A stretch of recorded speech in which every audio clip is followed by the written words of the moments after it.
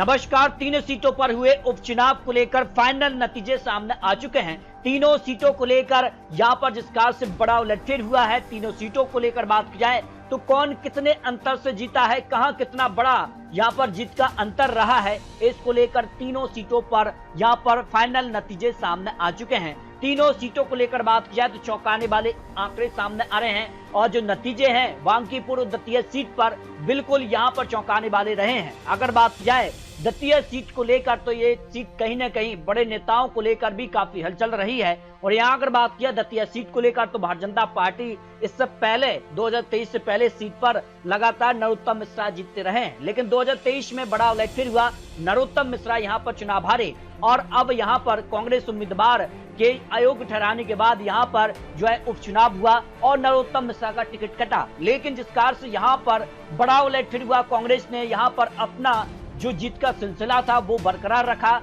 और आशुतोष तिवारी को यहाँ पर बात की जाए करीब 6000 के वोटों के अंतर से यहाँ पर चुनाव हराया।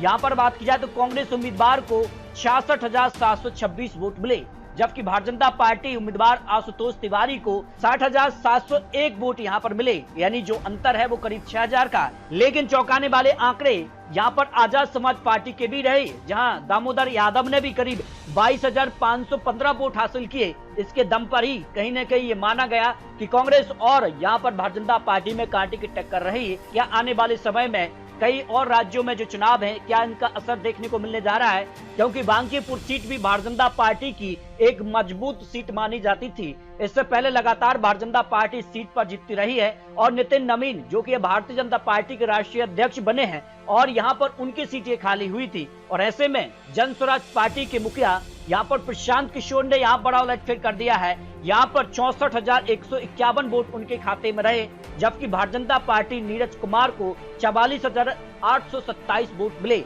यानी जो जीत का अंतर था प्रशांत किशोर का वो करीब 19,000 वोट का अंतर है। एक बड़े अंतर से प्रशांत किशोर ने यहाँ पर इस सीट पर जीत हासिल किया है।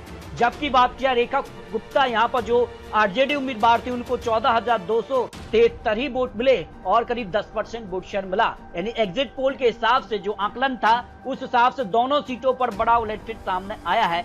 जबकि बात किया गुजरात की मांजलपुर सीट को लेकर तो यहाँ भारतीय जनता पार्टी की जीत हुई है। एक बड़े अंतर से भारतीय जनता पार्टी ने जीत हासिल की है। इससे पहले भी भारतीय जनता पार्टी इस सीट पर जीतती रही है। तो भारतीय जनता पार्टी उम्मीदवार को यहाँ पर बात किया 55,321 वोट मिले, जबकि कांग्रेस उम्मीदवार को 24,759 वोट मिले। एक बड़े अंतर से भारतीय जनता पार्टी ने इस सीट पर जीत हासिल किया है। तो एक सीट पर भारतीय जनता पार्टी, एक सीट पर प्रशांत किशोर और एक सीट पर कांग्रेस ने यहाँ पर बड़ा उलटफेर किया है। तीनों सीटों के नतीजे यहाँ पर सीधे तौर पर आने वाले विधानसभा चुनाव की दृष्टि से भी माने जा रहे हैं, क्योंकि कई राज्यों में चुनाव है। ऐसे में बांकीपुर सीट का एक उदाहरण कहीं न कहीं विपक्ष के लिए, जिस कार की यहाँ पर रणनीति देखने को मिल रही है, जिस कार के बयानबाजी देखने को मिल रही है, क्या यहाँ पर बांकीपुर दतिया सीट का असर कई विधानसभा चुनाव में देखने को मिल सकता है, इसको लेकर अपना रख सकते हैं। बहुत जल्द आपको यहाँ पर उत्तर प्रदेश और अन्य राज्यों में जो विधानसभा चुनाव होने हैं उसके ओपिनियन पोल के आंकड़े दिखाने जा रहे हैं। तो मिलते हैं नए आंकड़ों के साथ, तब तक जय हिंद,